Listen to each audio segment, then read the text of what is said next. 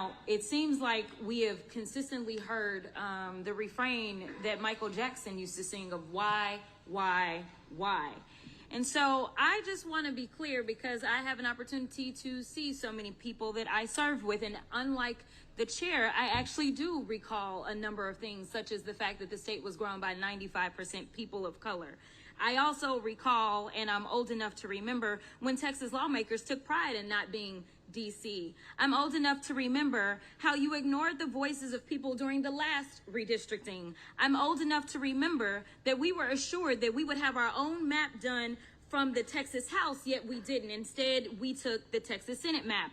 I'm old enough to remember that we were assured that we would have 2 new seats, one in the DFW area and one in the Harris-Fort Bend area. I am old enough to remember that we acknowledged that the Latino community absolutely was entitled to another seat under the Voting Rights Act. I am old enough to remember when we fought the current maps, because while 95% of the growth was due to people of color, not only did they create 2 new Anglo-majority seats that are approximately 766,000 people each, y'all paired the 9th and 18th congressional districts, and we had to fight to unpair them.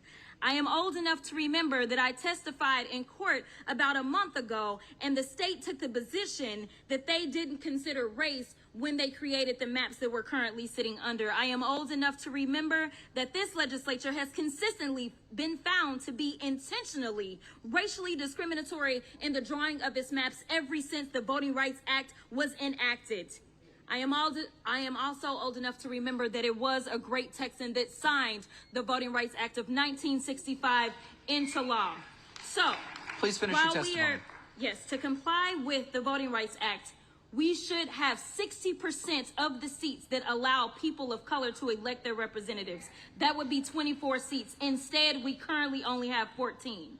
The ultimate measure of a man is not where he stands in moments of comfort and convenience, but where he stands in times of challenge and controversy. I am asking you, in the words of MLK, where will you stand? Thank you for your testimony.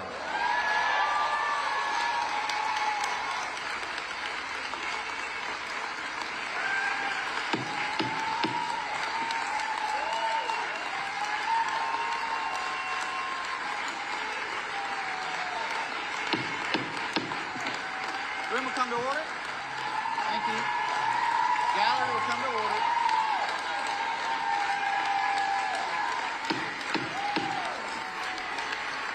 The gallery will come to order, or the chair will have to clear the gallery.